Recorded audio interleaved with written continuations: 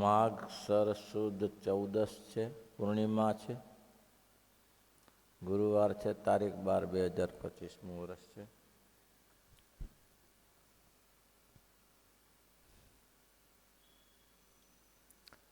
બ્રહ્મભૂત પ્રસન્નાત્મા ન શોચંતી ન કાંક્ષતી સમ સર્વેષુ ભૂતેષુ મધ્વવતી લઘુતે. એના વિશે આપણે કાલે ચર્ચા કરી. પછી કહે છે ભૂમિ રાપો નલો વાયુ ખમ મનોબુદ્ધિ રેવ અહંકાર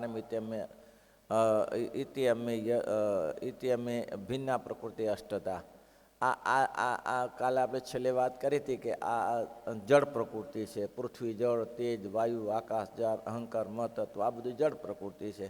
એને સામે આ કહેવાનું એટલું જ છે વેતનામૃતમાં. આ જે પ્રત્યક્ષ જે ભગવાન બેઠા છે તેને આગળ કીધું કે બ્રહ્મ સ્થિતિને પામ્યો હોય કોઈ સાધને કરીને, બ્રહ્મરૂપ થઈ ગયો હોય, પણ જો શ્વેતદીપ મુક્તની જેમ જો ચંદન પુષ્પ ઇત્યાદિથી ભગવાનની પૂજા ન કરે, કોણ આ બેઠા છે તેની, પ્રત્યક્ષ ભગવાન બેઠા છે તેની પૂજા ન કરે તો એ પણ આત્યંતિક કલ્યાણને ના પામી શકે. આગળ કહી દીધું ને કે ભાઈ શાસ્ત્રે કરીને જેનું જે જ્ઞાન થયું તે ઘણાને થયું છે, તેનાથી શું કલ્યાણ થાય છે? તે મહારાજ કે પ્રત્યક્ષ દીઠા તેને કરીને કલ્યાણ થાય છે કે તેનાથી કલ્યાણ નથી થતું?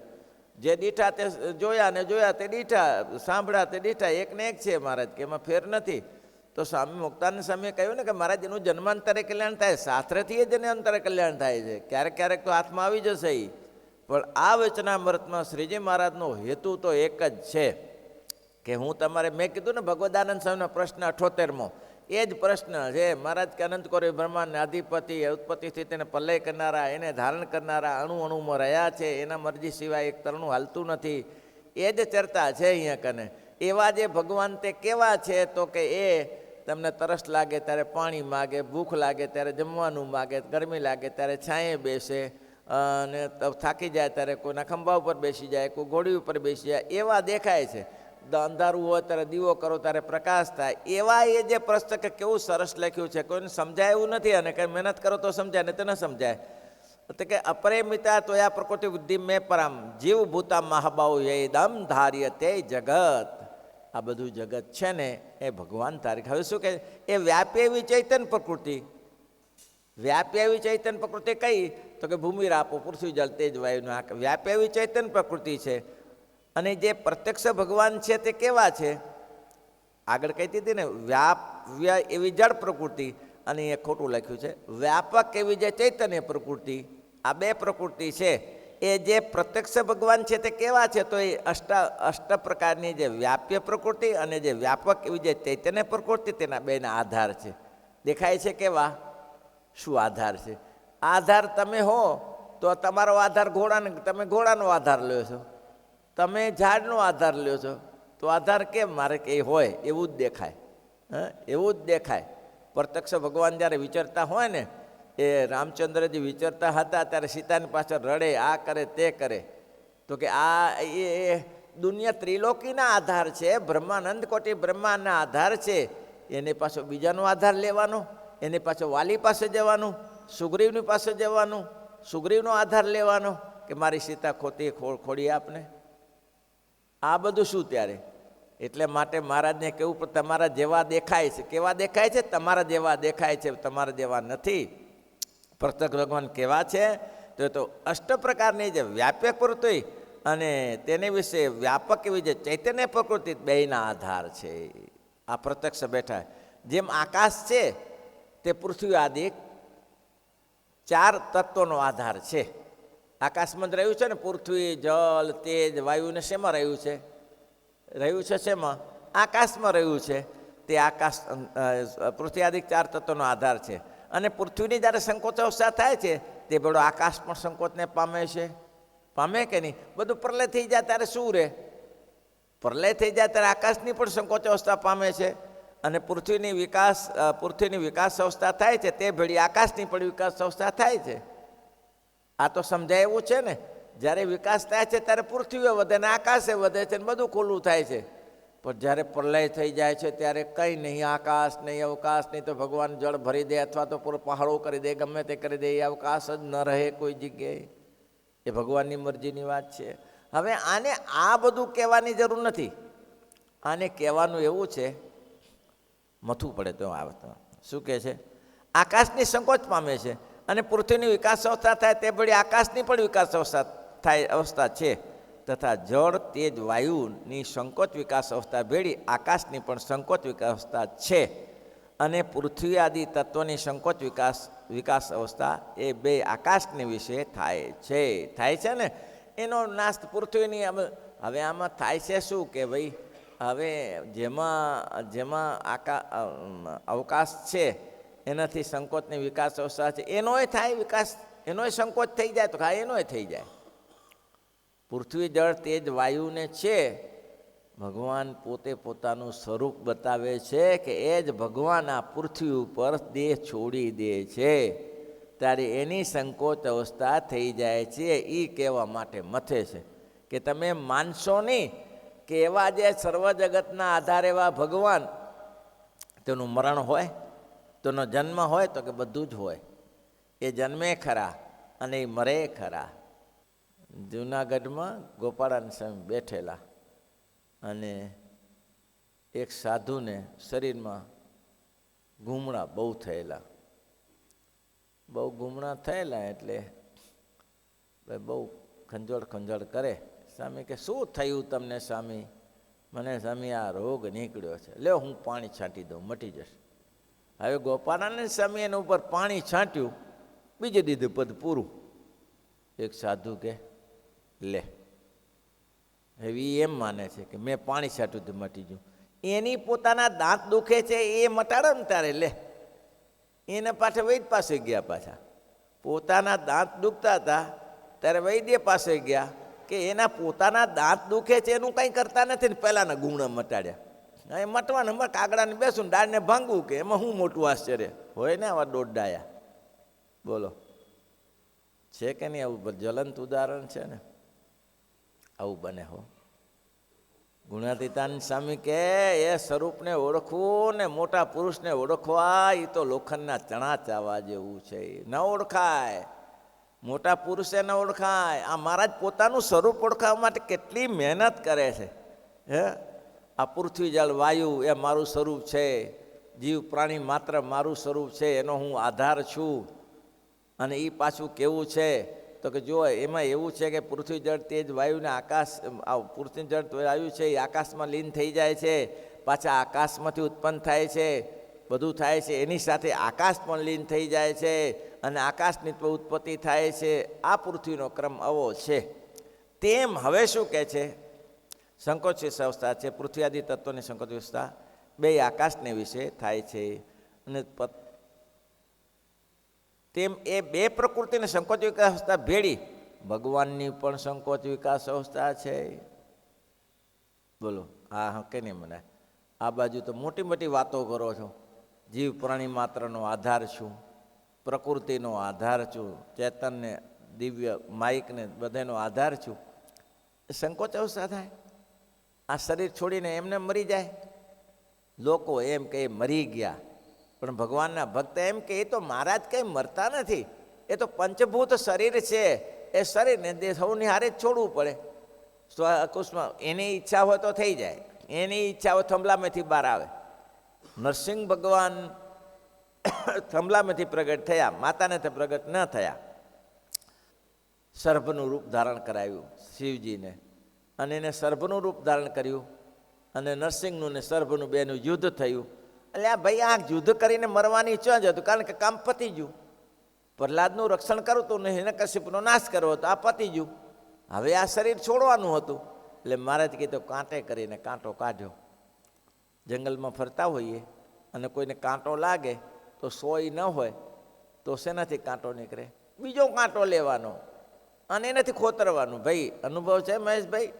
અમે બધા કાઢ્યા જોઈએ કાંટા, જંગલમાં રખડતા એ તે એક કાંટે કરી બીજો કાંટો કાઢવાનો. તેમ ભગવાન છે એ આવું કરે. એમાં કંઈ આશ્ચર્ય ના માનવું તમારે કે ભગવાન થયા ને આ દેહ પડી ગયો ને કંઈ કરી ના શક્યા ને અધૂરું કામ રહી ગયું. ઘણા નથી કહેતા એ બધા પાછળ બાપાને કાપા બધા પાછા આ બધા એટલા માટે આવ્યા કે ભગવાને કામ અધૂરું મૂક્યું. લે, શ્રીજી મહારાજ સત્સંગી જીવનમાં સ્પષ્ટ શબ્દમાં કહે છે, વાંસે કરવાનું ન રહ્યું કાંઈ રે. વાંસે કરવાનું ન રહ્યું કંઈ. હવે કરવા જેવું નથી. શું? તો કે શાસ્ત્રની રચના થઈ ચૂકી, મૂર્તિઓ પધરાવી દીધી, આચાર્યની સ્થાપના થઈ ગઈ, સંતો અનંત થઈ ગયા. જે 4 કામ લઈને મહારાજ કે હું આવ્યો હતો એ 4 પૂરા કરી દીધા. હવે કંઈ કરવાનું નથી, તો શા માટે દેહ રાખવું? અને એ ન વિચારે પાછા કે મહારાજ આગલે દિવસ સભા કરે ને આખી સભાને કહે કે હવે અમે કાલે જશું. આ કંઈ અમેરિકા જવું છે? વિઝા આવ્યા છે? બોલો, કાલે અમે જશું. એટલે લોકો લોહી પાડે, આંખમાંથી પાણીની જગ્યાએ લોહી પડે, શરીરમાંથી પસેનો છૂટી જાય, શરીરમાંથી લોહીના ટસિયા ફૂટી જાય, પણ નિર્ણય કાલે જવાનું છે, 10 વાગે વિદાય લેવી છે. જેમ આફ્રિકા કે અમેરિકા જતો એ સામાન્ય માણસનું કામ નથી. અને પાછા એ સમયે ભજનાનંદને સાથે રાખે. અરે તમારે જવું જ છે તો પછી દવાખાનાની કઈ જરૂર હતી? પણ પાછા આવા મોટા ભગવાન તો હવની હાજરીમાં ના જાય? કંઈ નહીં, 4 જ જણાની વચ્ચે ઉપડી ગયા. બોલો, ભજનાનંદ દવા કરવા રાખ્યા. પાછું સાંજે ધામમાં જતા પહેલાં બ્રહ્મચારીને કે શીરો બનાવો, અને બ્રહ્મચારી શીરો બનાવ્યો તો 200 ગ્રામ શીરો જમ્યા અને પછી ગયા. લ્યો, હવે અક્ષરધામમાં નહીં મળતો હોય શીરો, અહીંયા જ મળતો હશે. એની લીલા અલૌકિક હોય, એની લીલાને કોઈ કરી ના શકે, એટલા માટે મોહ ના પામે. એટલા માટે પહેલે શબ્દ અને જે પ્રત્યક્ષ ભગવાન છે તે કેવા છે? તો અષ્ટાવરણની વ્યાપ્ય પ્રકૃતિ ને વ્યાપક પ્રવૃત્તિ તેના આધાર છે. તો પછી આવું થાય છે કેમ? એ તો થાય કે પૃથ્વી જળ તેજ વાયુનું આકાશમાં લીન થાય છે કે નહીં? તો કે આકાશે લીન થઈ જાય. પાછું એમાં ઉત્પન્ન થાય ત્યારે આકાશ ઉત્પન્ન થાય છે કે નહીં? તો કે આ થાય છે. એમ ભગવાનની તેમ પ્રકૃતિ પુરુષ સુધી લય થાય છે અને ઉત્પત્તિ થાય છે, એમ ભગવાનની પણ વિકાસ અને સંકોચ અવસ્થા છે. આ કહી દીધું. સંકોચ વિકાસ ભેડી ભગવાનની પણ સંકોચ વિકાસ અવસ્થા છે. અને એ બે પ્રકૃતિની સંકોચ વિકાસ અવસ્થા તે ભગવાનની વિશે છે. આ સમજો ને. આ સમજતા કેમ નથી? જેમ આકાશને વિશે પૃથ્વી આદિકની જે વિકાસ અવસ્થા અને સંકોચ અવસ્થા છે, તેમ મહારાજ કે આ જે પ્રત્યક્ષ ભગવાન બેઠા છે, તમે સમજાય કે ન સમજાય, એની અંદર સંકોચ અને વિકાસ અવસ્થા પ્રકૃતિ પુરુષ થકી છે. જો પ્રકૃતિ અને તેમ એ 2 પ્રકૃતિની સંકોચ વિકાસ તક. 2 પ્રકૃતિ કઈ? 2 પ્રકૃતિ કઈ? 2 પ્રકૃતિ કઈ? હે? હા, જળ ને ચેતન, આ બંને પ્રકૃતિની ભગવાન એમ કીધું ને કે જેમ પૃથ્વીનું તેમ વિલયન શેમાં થયું? આકાશમાં થયું. તો આકાશનું સંકોચ અવસ્થા થઈ ગઈ. તેમાં ભગવાનને વિશે બધી સંકોચ વિકાસ અવસ્થા છે. બંને પ્રકૃતિ એટલે આખું વિશ્વ આવી ગયું. એના વિકાસ સંકોચ અવસ્થા છે. તે ભેરી ભગવાનની સંકોચ અવસ્થા છે. અને પાછી જેની વિકાસ અવસ્થાની અંદર ભગવાનની પણ વિકાસ અવસ્થા છે. આવું થઈ શકે છે. એવા જે ભગવાન તે સર્વના આત્મા છે.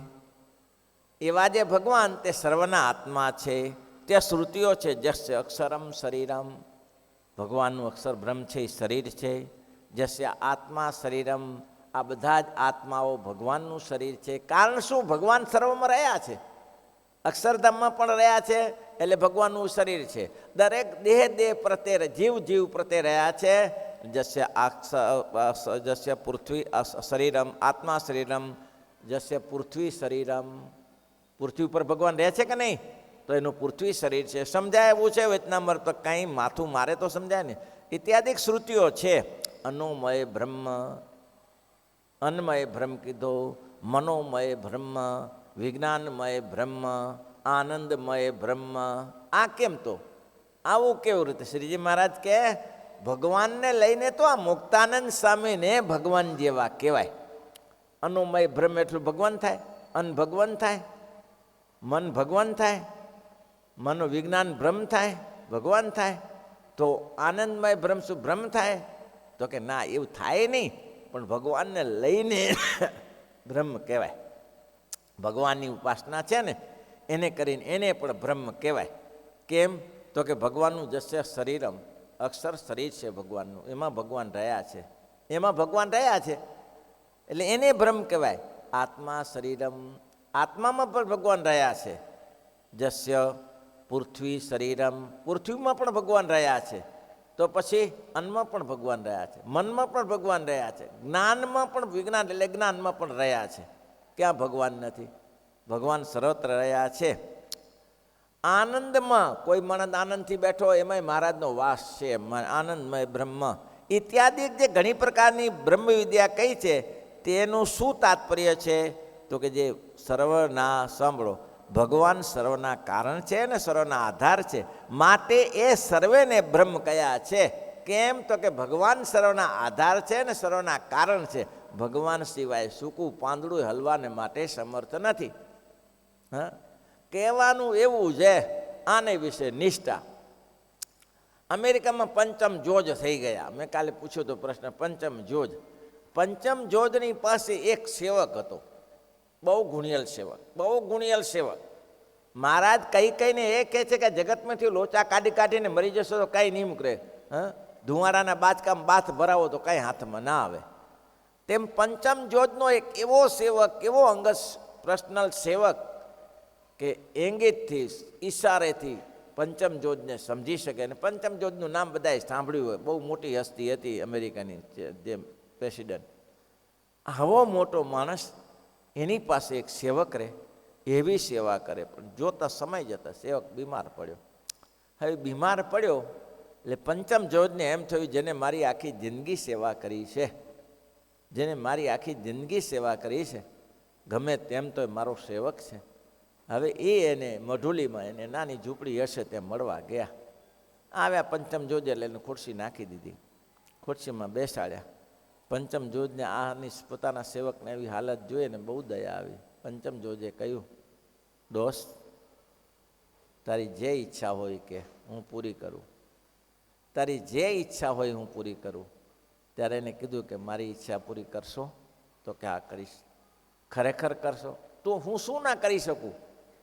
પંચમ જોજ કહે છે કે હું શું ના કરી શકું? તું કહે કરી શકું. હા, તું કહે કરી શકું. પૂરી કરશો ચોક્કસ? તો કે ચોક્કસ. તો મને એક દિવસ વધારે જીવવું છે, એક દિવસનું આયુષ્ય આપું. પંચમ જોજ કે મારા હાથમાં છે. હે, એક દિવસનું આયુષ્ય એના હાથમાં છે. માણસનું આયુષ્ય નક્કી કરેલું છે, એ પર માણસ જાય. એમાં પંચમ જોજ એક દિવસ વધારે જીવાડી શકે? એવું શું કરે તો જીવાડી શકે?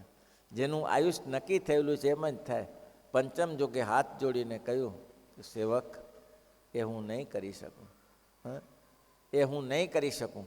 ત્યારે એના સેવકે બહુ સરસ જવાબ આપ્યો, મહારાજા, તમે આખી જિંદગી મેં તમારી સેવકાઈ કરી, તમે જે કહ્યું એ કર્યું, અને તમે મને એક દિવસ આયુષ્ય આપી શકતા નથી, તો આના કરતાં તમારી સેવા કરવાની મારે કઈ જરૂર હતી? એના કરતાં પરમબ્રહ્મ પરમાત્માની સેવા કરીએ તો આયુષ્ય શું, આખું જીવન દિવ્ય આપ્યું હોત. કરવાનું શું છે? આ જગતમાં લોચા ખાંડીને મરી જશો તો એ કાંઈ નહીં વળે. મરશે કાંઈ? તમે ભલે ઉપવાસ કરો, તપ કરો, બધું જ કરો, અને તમે બધું સાધન કરીને મોટા મોટા ગુરુકુળો બનાવો, આ દુનિયામાં હંફાવી નાખો એવી તાકાત ધરાવો. આ પંચમ જોજ જેવા દુનિયાને હંફાવી ગયા મોટા મોટા માણસો, દુનિયાને કંઈ ને કંઈ કરી ગયા, એને શું લઈ ગયા સાથે? એ શું લઈ ગયા?